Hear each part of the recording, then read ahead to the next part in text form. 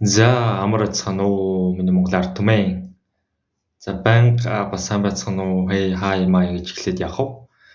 Ингээд бас мэдлж үзмэр санагдаад. За тэгээд өнөөдөр би та бүхэндээ таны амьдралд хэрэг болох яг 3 аппликейшнийг танилцуулах болно.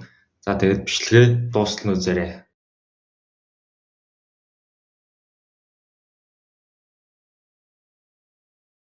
За нэгдүгээр гэх юм бол энэ болохоор Notion гэдэг app байгаа. Notion гэдэг app байгаа. За энэ яадаг аппликейшн бэ гэх юм бол ерөөдөө зүйл тэмдэглэж болно. Хичээл, ажил одоо юу гэдэг яаж ашиглаж болохоор хэрвээ та өөрөө ямар цар хүрээнд ашиглаваар тэрнгүүрээ та ашиглаж болно. Би болохоор жишээ нь хичээлүүдээ бас хийх ёстой юмудаа to-do list гаргаад хичээл бол ажлуудынхаа to-do list-ийг гаргаад хийх ёстой юмудаа чеклээ явдаг. За тэгээд бас би болохоор ингээд айгүй ингээд юмыг бас ерөөдөө амар мартчихад байдаг хгүй юу? Мартчихдаг гэл жон байж байгаад мартчихдаг.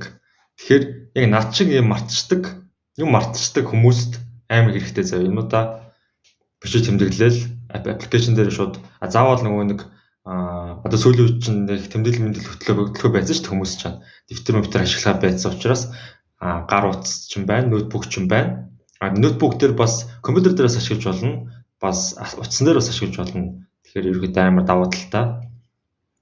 Тэгээд шууд утаснасаа гаргаж ирээл шууд тэмдэглэл март санахаар юм байвал одоо гинт байж байгаа л нэг санаа орж ирэх ч юм уу, YouTube-ийн бичлэгийн санаа орж ирэх юм бол шууд Notion дээр тэмдэглэдэг ч юм уу те.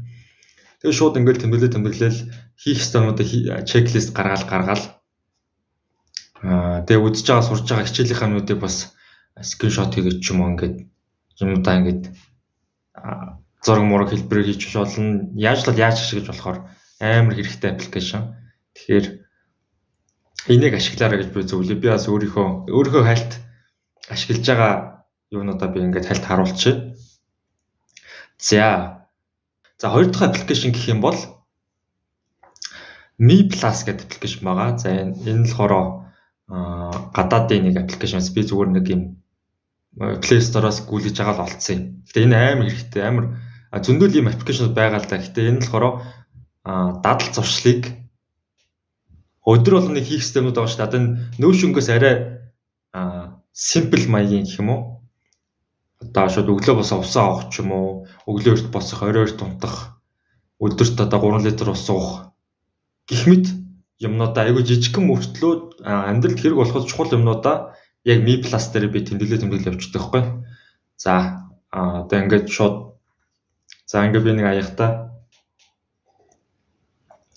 ингээд би ус уулаа гэхэд нэгээ шууд 500 мл 300 мл гэх шууд Mi Plus аппликейшн дээр тэмдэглээд явцдаг гэсэн үг.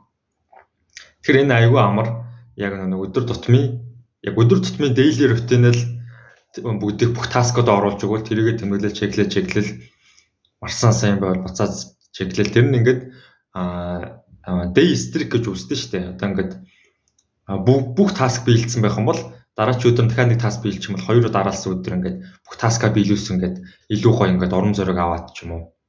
Айгүй энгийн юмнаас урам зориг аваад ингээд цаашаа ингээд тэмдэглэл юмар санагдаад байхгүй. Тэгэхээр энэ айгүй гоё, энийг та бүх ашиглаж үзээрэй. Бас өөр зөндөл иймэрхүү аппликейшнуд байгаа, энийг ашиглаж үзээрэй. За 3 дахь гэх юм бол Habidu гэдэг Монгол аппликейшн байсан. Гэтэ би энийг ашиглаж үзээгүй. Дээр нэг хальт татчихад ирээд ашиглаагүй хайцсан байсан. Энийг гэтээ бас ашиглаж үзнэ гэж бодож байгаа. Та бүхэн бас ашиглаж ирсэн бол хэлээрэй. Habidu гэх Монгол аппликейшн болохоор айгүй бас зүгээр санагдсан. Бас таны ашигладаг, өдөр тутамдаа ашигладаг ямар аппликейшн хүмүүс санал болгох ямар аппликейшн байна. Тэрийгээ бас доор коммент надтай хаваалцаа. Надтай болон бусад хүмүүстэйгээ хаваалцаарай. Би бас өөр ямар аппликейшн байна харъя. За ингээд өнөөдрийн бичлэгээ дуусгая. Дараагийн бичлэгээр өөр ямар бичлэгний санаа, өөр ямар хэрэгтэй зүйл сонсомоор байгаагаа бас коммент хэсэгт үлдээж болно шүү. Баяртай манайхаа.